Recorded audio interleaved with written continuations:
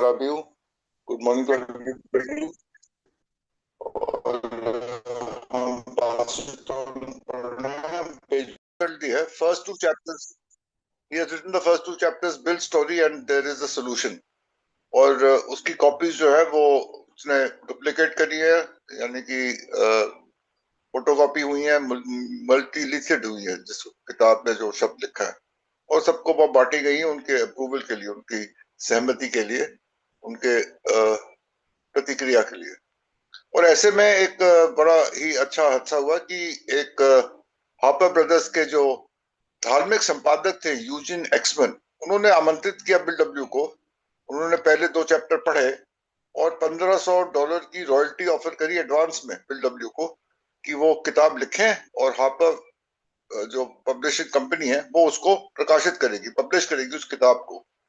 और ये बहुत सुनहरा मौका था ट्रस्टीज के हिसाब से बिल डब्ल्यू के। ट्रस्टीज बड़े खुश थे इस बात को लेके, और उन्होंने बिल डब्ल्यू को बोला कि वो ये ऑफर जो है, जो प्रस्ताव है हार्पर का, वो उसको स्वीकार करे और $1500 ले, ताकि वो किताब के छपाई की जो एक चुनौती थी, पैसे नहीं थे तो वो पैसों की जो जरूरत थी वो इससे पूरी हो रही थी।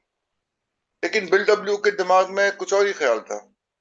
वो ये ख्याल था कि अगर ये किताब जो है एक पब्लिशिंग हाउस को दे दी जाए तो वो उनकी जो एक तरीके से पूरा अधिकार उनके पास हो जाएगा। वो चाहते थे इसका अधिकार जो है, ये जो मलकियत है बिग बुक की, वो उनके पास ही रहे, यानी कि अल्कोहलिक्स के पास रहे। और ऐसे में the trustees were delighted however and urged Bill to accept the Harper offer. Harper के जो प्रस्ताव था उसको बिल डब्ल्यू स्वीकार करे, ये प्रस्ताव था ट्रस्टीज का। लेकिन यहाँ पे कुछ और एक गतिविधि हुई। It was hang who now stepped in. अब हैंक पाकहर्स्ट जो थे वो आए बीच में, और उन्होंने बोला, hang whom Bill described as one of the most terrific power drivers।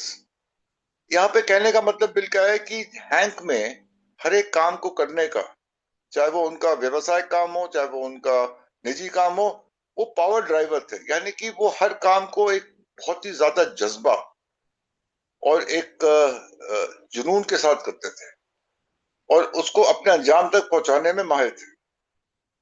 उनकी शख्सियत का यह हिस्सा था। He had ever met convinced him they should bypass the trustees and sell shares in their own company to publish the book themselves। ये किताब हमें खुद छापनी चाहिए, आपस में निवेश करके इसका एक कंपनी बनाए, उसके शेयर्स फ्लोट करें, और उससे जो पैसा एकत्रित होगा उससे किताब की छपाई करें, ताकि उस किताब से जो मुनाफा होगा उसकी बिक्री पे, वो पैसा सारा उनके पास ही रहे। और उससे जरूरी बात कि ये जो किताब है इसका पूरा अख्तियार, इसका पूरा अधिकार बेचने का, इसका कीमत तय करने का, इसका वितरण करने का, सब कुछ अल्कोहलिक्स के पास ही है। मैं अल्कोहलिक्स एनोनिमस इसलिए नहीं बोल रहा हूँ क्योंकि अभी तक अल्कोहलिक्स एनोनिमस का गठन नहीं होता, अभी तक अल्कोहलिक फाउंडेशन थी सिर्फ, तो उसके पास ही इस सबका पूरा इख्तियार, इस जज्बा, अधिकार रहे। It bothered Bill to go against the trustees, but he liked the idea of publishing their own book। अब बिल के पास दो राह थे, दो राह पे खड़े थे बिल्डर कि ऐसा करने से ट्रस्टीज को वो नाराज कर देंगे। ट्रस्टीज के लिए उनके दिल में बहुत आदर था, बहुत सम्मान था, बहुत प्यार था।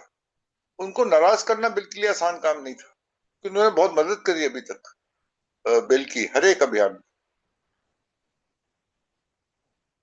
दूसरी राह थी कि अपना, जो चाहते थे कि किताब जो है वो उनकी खुद की हो, यानी कि वो अल्कोहलिक्स की हो, ताकि उसका पूरा अधिकार, उसके ऊपर पूरा कंट्रोल, जो नियंत्रण जो है, वो आगे जाके शराबियों के पास ही रहे। तो ये दो राह पे खड़े थे builder.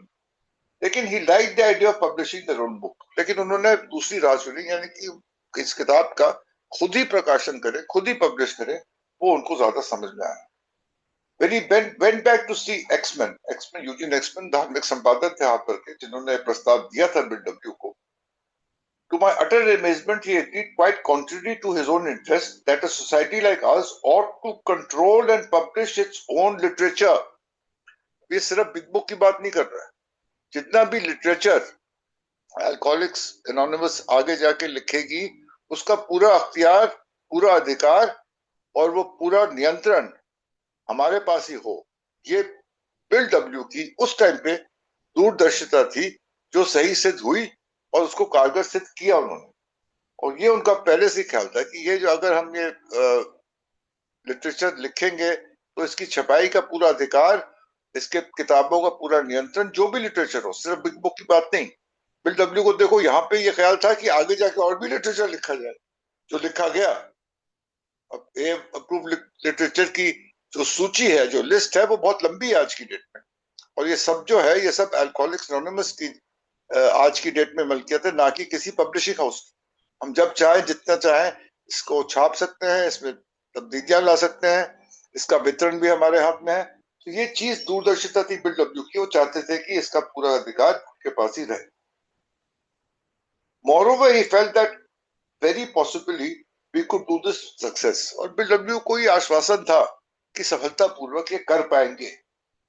Bill later recalled finally, even the trustees' disapproval could not keep Bill and Hank from charging ahead on their new venture। और इस नए अभियान पे चलने के लिए ट्रस्टीज की सहमति हो या ना हो, ट्रस्टीज की सहमति नहीं थी। ट्रस्टीज कह रहे थे हार्पर का ये प्रस्ताव स्वीकार किया जाए, लेकिन बिल और हैंक ने फैसला कर लिया था कि ट्रस्टीज की सहमति हो या ना हो, वो अपने इस अभियान में स्वयं ही आगे बढ़ेंगे और इसके लिए वो पैसा एकत्रित करेंगे और खुद ही इस किताब का प्रकाशन करेंगे।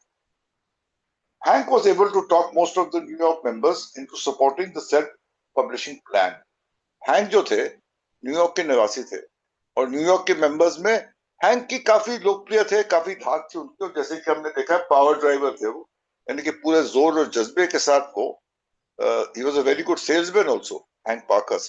तो वो अपनी बात को, अपने प्रस्ताव को सामने रखते थे, और and more often than not, ज्यादातर वो अपनी बात को मनवाते थे सब जनों से, चाहे वो व्यवसायिक बात हो, चाहे वो कोई निजी बात हो, चाहे वो यहाँ पे अल्कोहलिक्स के साथ एक किताब को प्रकाशित करने की बात। तो वो न्यूयॉर्क में तो इन्होंने अपना काम कर दिया, मेंबर्स को कन्विंस कर दिया। Doctor Bob also agreed to go along with it, but he was dubious that he did not at first tell the other acronites। Doctor Bob भी सहमत थे, लेकिन अभी उन्होंने एक्रोनाइट से, यानी कि एक्रोन में जो मेंबर थे, जिनका एक तरह से डॉक्टर बॉब जो थे नेतृत्व कर रहे थे, वो मुख्य और सबसे पुराने मेंबर थे और उनके काफी आदर सम्मान होता था, लेकिन उन्होंने भी खुल के एक्रोन के मेंबर से बात नहीं करी। Bill and Hank then approached Edward Blackwell, president of the Cornwell Press in Cornwell।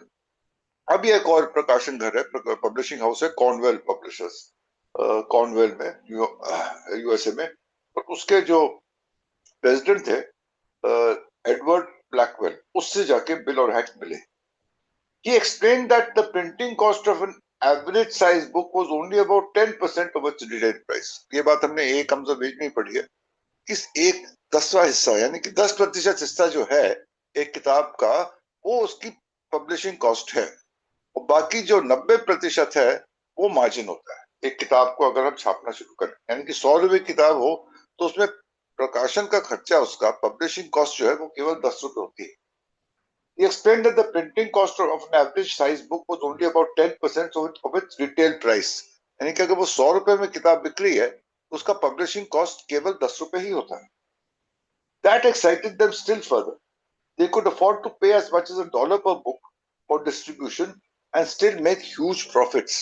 इस बात से वो काफी प्रोत्साहित हुए कि अगर $1 में किताब छप जाती है और इसको $3-4 में हम बेचते हैं, तो काफी मुनाफा जो है वो हमारे पास आता है। इस बात से काफी उत्साहित हुए, और उन्होंने इस अभियान में आगे बढ़ने के लिए, उनके लिए ये जो गणित था वो बहुत अहम था। Hank worked up a prospectus for a new company that would sell 600 shares of stock at $25 par value। यानी कि par value, यानी कि एक शुरुआती जो कीमत होती है एक शेयर की, जब वो शेयर पब्लिक में लॉन्च होता है, खुलता है, तो उसकी जो वैल्यू होती है उसको पार वैल्यू बोलते हैं। ज्यादातर शेयर्स का 10 रुपए पार वैल्यू होता है, कभी कभी कुछ प्रीमियम पे बिकता है वो, लेकिन इन्होंने $25 की पार वैल्यू रखी, और 600 शेयर की टोटल जो है इक्विटी उन्होंने यहाँ पे पैदा करी। 600 शेयर्स तो 25 रुपए, यानी कि $15,000 हो गए, जो बुक को छापने के लिए पर्याप्त खर्चा था। बुक को लिखने का खर्चा और उसको छापने का। शुरुआती दौर के लिए बहुत थे। उसके बाद किताबें जो छपेंगी, फिर वो बिकनी शुरू होंगी, फिर मुनाफे होंगे, और फिर उसके बाद और किताबें छप सकती थी। तो शुरुआत में $15,000, 600 शेयर, $25 का एक शेयर, ये प्रस्ताव था हैंक का। 1/3 of the shares would be sold to members for cash. इससे एक तिहाई शेयर यानी कि 200 शेयर जो थे वो ए के मेंबर्स को उस टाइम पे जो शराबी थे उनको बेचे जाएंगे। जो भी सामने आना चाहे, खरीदना चाहे, कैश देके वो खरीद सकता था 200 शेयर। उससे इकट्ठे हो जाते हैं इनके $5,000। The other 2/3 would be divided between Hank and Bill for their work. काम कौन कर रहा था? पब्लिशिंग का काम कर रहे थे हैंक पार्कर्स्ट, लिखाई का काम कर रहे थे बिल डब्ल्यू। ऑनर्स डीलर्स के ऑफिस में रूथ हॉक उसको टाइप कर रही थी। तो क्योंकि ये दोनों मुख्य रूप से इस किताब पे काम कर रहे थे, तो एक तिहाई हिस्सा जो था वो उनका होता शेयर्स का। The customary authors royalty would be assigned to the Alcoholic Foundation. और जो रॉयल्टी आती है इसमें से किताब को लिखाई के, तो जो कस्टमरी यानी कि जो पारंपरिक रॉयल्टी होती है, रॉयल्टी हमने जैसे कल पढ़ा था, एक बौद्धिक संपदा का एक अधिकार, चाहे वो एक नाटककार हो, चाहे वो एक लेखक हो, चाहे वो एक आविष्कार करने वाला हो, कोई भी हो, तो उसका जो बौद्धिक संपदा का अधिकार जो होता है उसको रॉयल्टी बोलते हैं। वो रॉयल्टी जो थी वो अल्कोहलिक फाउंडेशन को जाती। Gesture meant to mollify the trustees. Mollify का मतलब होता है कि ट्रस्टी नाराज थे, उनको शांत करना था। मॉडिफाई करते हैं घर में जब झगड़ा होता है बीवी के साथ, तो उनको मॉडिफाई करना पड़ता है विनय साहब को बाद में, यानी कि उनको शांत करना पड़ता है, गुस्सा शांत करना। यानी किसी बात से नाराज है तो कुछ ऐसा करो कि उनकी नाराजगी कम हो जाए। तो उन्होंने कहा था कि जो भी मुनाफा होगा रॉयल्टीज से, वो सारा का सारा पैसा दे दिया जाएगा अल्कोहलिक फाउंडेशन को उनके खर्चे उठाने। Hank supported his plan with the charts showing ये जो पैसे दिए जाते हैं royalties would be assigned to the Akron Foundation, a gesture meant to mollify the trustees, and Hank supported his plan with charts showing estimated profits on sales of 1 lakh, 5 lakhs and even 10 lakh books. यानी कि hang Parker जो थे ना, बहुत he was a very good salesman and very good projector also. Projection उन्होंने जो किया कि ये 1 लाख किताबें बिकेंगी तब देखो कितना मुनाफा होगा, और अगर 5 लाख बिकेंगी तब कितना मुनाफा होगा, और 10 लाख तक किताबें बिकेंगी, ये हैंक पार्कर्स का दावा था। और उसके बाद कितना मुनाफा होगा, गणित कैसा लगेगा, what will the balance sheets look like, what will the how high the profits will सोर। ये हैंक पार्कर्स की जो फोरकास्ट थी, उनकी भविष्यवाणी थी, वो उन्होंने रखे प्रस्ताव ट्रस्टीज के सामने, ये दिखाने के लिए कि ये जो अभियान था, ये जो इनका प्रोजेक्ट था, वो कितना मुनाफे वाला था। बिल रिकॉर्ड, बिल दो नॉट सो ऑप्टिमिस्टिक, बिल इतना ज्यादा अच्छा नहीं सोचते थे, थोड़े से रियलिस्टिक ज्यादा थे, कम से कम हैंक पार्कर्स थे। But he did hope that income from the book would enable him a few dollars to become full-time workers for the fellowship and to set up a general headquarters. लेकिन bill को इतना था कि इतना पैसा तो बन जाएगा कि वो अपना सारा बाकी का काम छोड़ के अल्कोहलिक्स एनोनिमस के या अल्कोहलिक फाउंडेशन के फुल टाइम वर्कर बन जाएंगे। यानी कि अल्कोहलिक फाउंडेशन में अपना सारा काम करेंगे और उसी से उनकी रोजी रोटी भी चल जाएगी। एक वो, और दूसरा एक जनरल हेडक्वार्टर्स जो था, एक मुख्यालय अल्कोहलिक फाउंडेशन का न्यूयॉर्क में बन जाता, और उसकी जो धनराशि थी और उसका जो खर्चा था, वो इस किताब के बिक्री से, from the sales of the Big Book, वो सारा का सारा पैसा वहां से निकल जाता, ताकि वो एक मुख्यालय अल्कोहलिक फाउंडेशन का न्यूयॉर्क में वो चालू कर पाते हैं। ये बिल डब्ल्यू की यहाँ पे उनका भविष्य उन्होंने इस प्रकार से देखा। Hank's next action was to form a company that he called Works Publishing Incorporated. उन्होंने कंपनी बनाई जिसका नाम रखा वर्क्स पब्लिशिंग, जिसके अंतर्गत पहला अभियान क्या था, बिग बुक को छापना। How the title was chosen is a matter of some dispute. अब ये एक विवादित है कि वर्क्स पब्लिशिंग क्यों इसका नाम पड़ा। Some said it was named for Ackroyd's, particularly Anne Smith's favorite quotation from James, faith without works is dead. और बाइबल में से ये जो पंक्ति थी वो डॉक्टर बॉब की पत्नी एन बहुत पढ़ती थी, work faith without works is dead. तो ये वर्क्स जो शब्द था वो वहां से निकल के आया। Others said it was named for the favorite slogan for the membership, it works. हम आज भी बोलते हैं it works if you work it, and if you are worth it, तो इट वर्क्स जो था, जो एक स्लोगन है अल्कोहलिक्स एनोनिमस का आज भी, तो वहां से ये वर्क्स जो शब्द निकल के आया और वर्क्स पब्लिशिंग कंपनी नाम पड़ा। जो भी हो, hang bought a pad of stock certificates at a stationery store, typed the name of the new company at the top of each certificate and signed his name with the title president at the bottom. Hang Parker's जल्दी में बहुत था, impatient था थोड़ा सा। उसने जुगाड़ू काम किया, एक आम स्टेशनरी शॉप से कुछ स्टैंडर्ड वो शेयर सर्टिफिकेट्स लेके उस पे ऊपर अपना नाम लिख के, ऊपर वर्क्स पब्लिशिंग लिख के, नीचे अपना नाम लिख के, प्रेसिडेंट लिख के, और उसने उसी कागज पे शेयर बेचने शुरू कर दिए। यानी कि कानूनी रूप से और जो एक औपचारिकताएं होती हैं उनको छोड़ दिया, उसने बाईपास कर दिया सब। ना रजिस्ट्री करी, ना कुछ, ना कोई एग्रीमेंट बनाया, ना कुछ अंडरस्टैंडिंग बनाई, स्टेशनरी की आम दुकान से खरीद के और उसने छापना शुरू कर दिया। When I protested these irregularities, और उसने बोला ये नियम के अनुसार नहीं है, बिल डब्ल्यू ने ये बात उठाई और हैंक पार्कर्स को बताया और आपत्ति जताई कि ये नियम अनुसार नहीं, कब काम कर रहे हो आप। Hang said there was no time to waste, why be concerned with small details। Hang ने अपना उसको बोल दिया कि कोई छोटी छोटी मोटी ये डिटेल्स जो हैं इनको छोड़ो, हमारे पास टाइम नहीं है, जल्दी से पैसा इकट्ठा करना है और बुक छाप, छोटी मोटी चीजें हैं ये, इनको छोड़ो। लेकिन बिल डब्ल्यू ने आपत्ति करी और बाद में पता चलता है कि आपत्ति ठीक करी थी, इस बात को लेकर काफी विवाद हुए थे और झगड़ा हुआ था। तो ये स्थिति है। अब आगे बिल डब्ल्यू क्या करते हैं, वर्क्स पब्लिशिंग कंपनी में कितने शेयर बिकते हैं, किताब छपती है नहीं छपती है, मेरे ख्याल से अब आज यही हम रुकते हैं। We take a break right now and start again from here tomorrow morning from the second paragraph of page 195.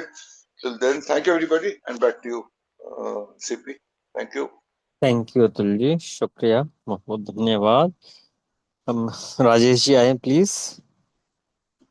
जी धन्यवाद, नमस्कार, मेरा नाम राजेश शराबी हूँ। Thank you CP ji service के लिए, और thank you Atul ji, wonderfully आपने लगभग 1.25 पेज करा और बहुत ही ये अच्छा, ये घटनाएं हमने पता नहीं इस मीटिंग में कई बार अनगिनत टाइम एक दूसरे से सुन ली होगी, लेकिन जितनी बार सुनते हैं लगता है यार पहली बार कोई बात चल रही है। क्योंकि सबसे बड़ी बात यह है कि बिल के मुंह से ये शब्द आ रहे हैं के लिए टेरिफिक पावर ड्रिवन, जबकि अब तक हम सुनते आ रहे हैं बिल के लिए ये शब्द कि यार पावर ड्रिवन है, जो चाह रहा वो करना चाह रहा। अब बिल तो फंस गया भाई साहब हैंक पी के चक्कर में। अब हैंक का क्या था कि वो तो मतलब अच्छा ट्रस्टियों से बनती भी नहीं थी, फ्रैंक रिचर्डसन, जॉन बोर्डर, इनसे बनती भी नहीं थी बिल उसकी हैंक की। बिल बहुत सम्मान करता था इन लोगों का, क्योंकि बिल के लिए एक सहारा भी थे और बाकी चीजें भी थी। बात पैसे की नहीं है भाई साहब, बात दूसरी चीजों की भी है। देखो हम क्यों इन चीजों को पढ़ रहे हैं और इस किताब में नया हमें क्या मिलने वाला है कि बिल फिर ग्रुप कॉन्शियस की तरफ जाना चाह रहा है, लेकिन हैंक के लिए ग्रुप कॉन्शियस कोई मैटर नहीं करती है। और उस बंदे ने वो जो चीज है ना वो कैसे चुकाई, खुद शराब पी के। मतलब अपने आप को हम बोलते हैं ना जीवन और मृत्यु का सवाल है, कहां से बोल देते हैं हम ये सेंटेंस, क्योंकि मैं तो गया ही नहीं मृत्यु तक। हमने एक्सपीरियंस से ये लाइनें सीखी हैं कि हमारे लिए भाई साहब अगर हम पावर ड्राइवर बने रहे और हम लोगों ने ग्रुप कॉन्शियस का सम्मान नहीं करा, वो चीजें मेरी बढ़ती जाएंगी, रुकेंगी नहीं, फुल स्टॉप नहीं है मेरे जीवन में। नहीं तो हैंक को देख लो, एबीटी को देख लो, और भी दिग्गजों के जितने भी नाम है कि किस तरीके से उड़े यार, किस तरीके से पी और किस तरीके से तह तक बर्बाद हुए और सब बर्बाद कर दिया बेचारों ने। हैंक जो है आइडिया है उसके पास, बिल को भी पसंद आ रहा है, लेकिन कंफर्म कहां हुआ कि जिस आदमी से इन्होंने बात करी है, हार्पर वालों भाई एक्समैन और जी एक्समैन से दोनों ब्रदर थे, उनसे करिए, उन्होंने भी कन्फर्म कर दिया यार मालिक तो वाकई सच में कल को अगर मान लो ये वाली चीज हो जाए। अच्छा ये चीज आप लोगों को अद्भुत नहीं लगती है कि ये एक आदमी के साथ सेट हो गया, उसे किताब बड़ी पसंद आ गई और उसे लगा यार मेरे लिए एक बहुत बड़ा बिजनेस अपॉर्चुनिटी हो सकती है। लेकिन सेकंड टाइम जब रिव्यू लेने बिल गए तो उन्होंने भी बोला कि भाई वो बात तो तुम्हारी ठीक है। और बिल कह रहा कि मैं बहुत ही हैरान हुआ जब वो एग्री कर गया कि यार ये जो सोसाइटी है इसका कंट्रोल और पब्लिशिंग अपनी होनी चाहिए। भाई अगर मान लो बेसिक टेस्ट है, कल को ये बनेगी कोई सोसाइटी जाके, या अब लड़खड़ाती हुई शराबियों का ये जो झुंड है कल को सोसाइटी के रूप में परिवर्तित होगा, तो इनका मालिकाना हक, इनके कम से कम भी होता है ना। अब ये किताब हमने शुरू करी तो पीछे पहले पन्ने ही उस दिन अतुल जी ने पढ़े थे कि इसका जो राइट है वो AWS के पास है। आज हमें पता है हमारे अलग अलग पब्लिशर हाउस हैं, ग्रेप बाइन के पास भी है कुछ, कुछ के राइट जो है वो ग्रेप बाइन के पास है, कुछ लिटरेचर के, और मैक्सिमम के AWS के पास है। लेकिन ऊपर क्या लिखा हुआ था, approved by general service conference. जिस भी किताब को आप देखते होंगे तो ऊपर ऊपर ब्रैकेट या सीधी लाइनें लिखी होती हैं कि जनरल सर्विस कॉन्फ्रेंस से अप्रूव, AWS के पास राइट। और हम इनको पढ़ रहे हैं शराबी और अनगिनत टाइम तक, जब तक शराब रहेगी तब तक शराबी रहेंगे, तब तक अल्कोहलिक एनोनिमस रहेगी, और ये लिटरेचर पढ़ते रहेंगे। आज हमें हमें इन लोगों का पता है, कारण क्या है इन लाइनों का, कि कंट्रोल और पब्लिशिंग आज हमारे पास अपनी लिटरेचर की खुद हमारे पास है। अब ट्रस्टी का डिसअप्रूवल है भाई साहब, वो तो सहमत है नहीं, वो तो चाहते ही नहीं है ट्रस्टी, क्योंकि वो बोल चुके हैं, बिल से अर्ग करा उन्होंने, उन्होंने विनती करी यार ये हार्पर वाले ठीक कह रहे हैं, $1500 ले, इस पे काम कर। लेकिन वो है कहां पर काम करने देगा भाई साहब। हालांकि वो इतना एनर्जेटिक आदमी था कि कोई हिसाब ही नहीं। लेकिन परमात्मा ना, देखो जी, डिवाइन पावर हर सेंटेंस के पीछे काम करती हुई आपको नजर आएगी। खासकर ये जो मिस्टर ब्लैक वाले, इनको एडवर्ड ब्लैकवेल मिले, ये भी गजब आदमी मिल गया। हमने पढ़ा था ना जी कि मात्र $500 में 4650 किताबें छाप के दे दी। कैसे पॉसिबल है भाई साहब। अगर हम व्यापारी की दृष्टि से देखें कि कम से कम कुछ तो पैसे दो, पैसे तो है ही नहीं, वो भी उधार उठाए हुए, वो भी $500 भी, वो तो शुक्र है मतलब चार्ली बेटा उनका जिसने उस टाइम में पैसे दे दिए थे। ये घटनाएं हमने पढ़ी हुई है। तो एक महान विभूति हमें और मिलने जा रही है, कॉर्नवेल प्रेस का जो प्रेसिडेंट है मिस्टर ब्लैकवेल, ये बहुत अच्छा आदमी है। लेकिन हमने भी भाई साहब कोई कसर इस व्यक्ति के साथ छोड़ी नहीं है। जब हमारी 12 कदम 12 परंपराएं पुस्तक आई, पब्लिश करवाने की बारी आई, तो पब्लिशिंग हाउस हमारे यहाँ हाथ जोड़ के खड़े थे, हमारे से करवाओ, हमारे से करवाओ, हमारे से करवाओ। लेकिन बिल डब्ल्यू ने एहसान चुकता करा, मिस्टर ब्लैकवेल से करवाई। कि बिल ब्लैकवेल भी मतलब एक छोटा सा पब्लिशिंग हाउस है, और उस टाइम हमारे पास बड़े बड़े पब्लिशर जो है वो हाथ जोड़े खड़े थे कि हमारे से किताबें पब्लिश करवाओ। लेकिन हम लोगों ने भी इस बात के लिए आभार, अगर हमारे हम लोगों में दो चीजें आ जाए ना, शराबी में दो चीजें अगर समा गई हम लोगों में, कि अगर हम लोगों ने आभार देखना शुरू कर दिया, तो मेरे को बिल का बहुत अच्छा लगता है वो वाला काम कि 1953 में इन्होंने मिस्टर ब्लैक वाले कॉर्नवेल प्रेस वाले से ही अपनी किताब 12x12 भी करवाई। अब इन्होंने वो प्लान डिस्कस करा उससे।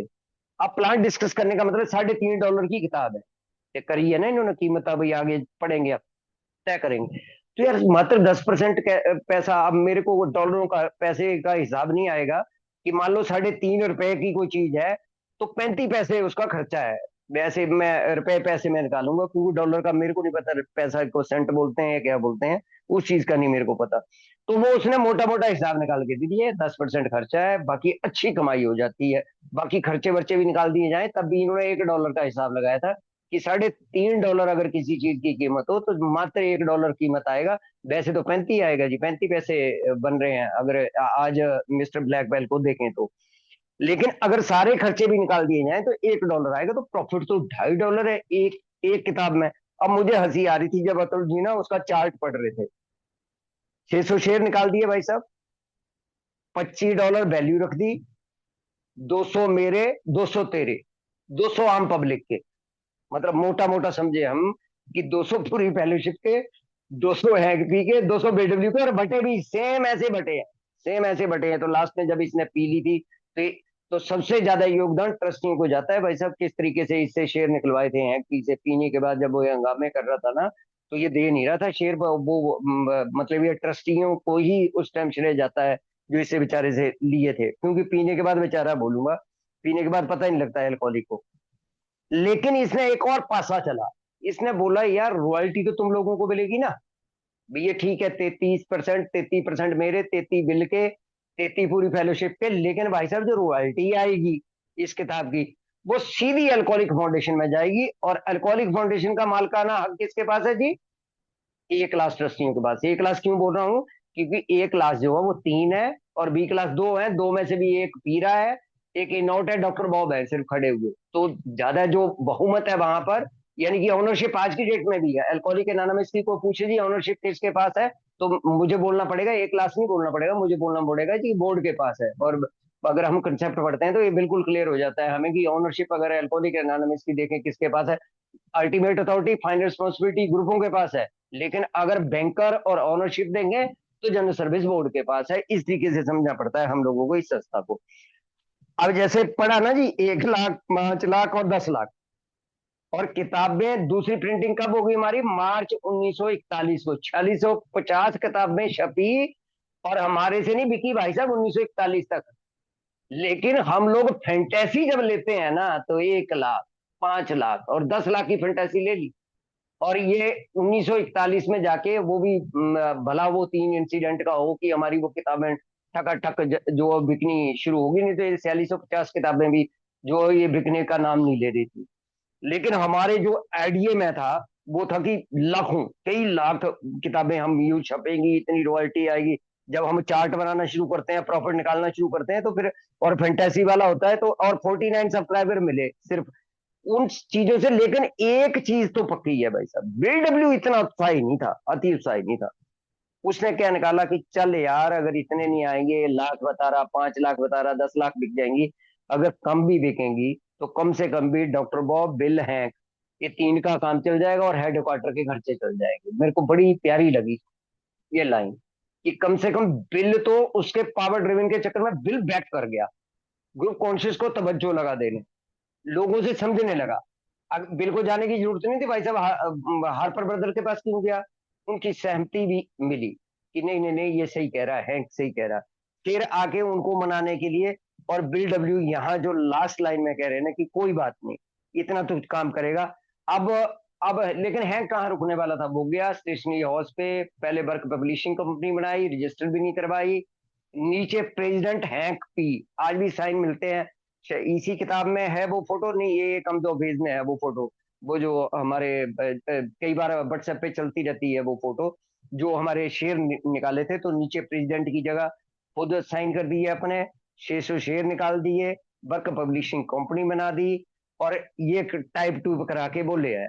जैसे ही उसने प्रोटेस्ट करा, यहाँ बिल ने प्रोटेस्ट करा कि भाई ये नीचे अपने साइन करके ले आया, किसी को पूछ तो ले यार, किसी का और दूसरे का नाम तो लिखा दे। कह टाइम ही नहीं है, टाइम ही नहीं है भाई साहब, शराबी के पास सब कुछ है, टाइम नहीं है। और ये सबसे खतरनाक स्टेज होती है मेरे जैसे अल्कोहलिक की ना, जब मैं बोलता हूँ ये हाँ टाइम नहीं है भाई साहब, फटाफट करो, डिसीजन अभी लो, और अभी तुरंत ये वाला काम करो। अगर मेरे ये सेंटेंस निकलने शुरू हो गए तो वहां पर ग्रुप मुझे रोक सकता है, बाकी किसी के माई के लाल की हिम्मत नहीं है जो मेरा हाथ थाम दे जब मैं ये बोलूंगा टाइम नहीं है, तेरे को नहीं पता कितना इंपॉर्टेंट इशू है। कोई इंपॉर्टेंट इशू नहीं है भाई साहब, हमें सालों साल मतलब 10 साल में 2 इमरजेंसी पड़ती हैं अल्कोहलिक एनोनिमस को डिसीजन लेने के लिए। नहीं तो हम लोगों को वेल इन्फॉर्म्ड डिसीजन ही लेने हैं, नहीं तो हैंक पी जैसा बनने में ज्यादा वक्त नहीं लगता है। तो ये यार बड़ा दुखद सा चीजें जो है वो घटनाएं घटती हैं ऐसा पावर ड्रिवन बनने के बाद। धन्यवाद जी।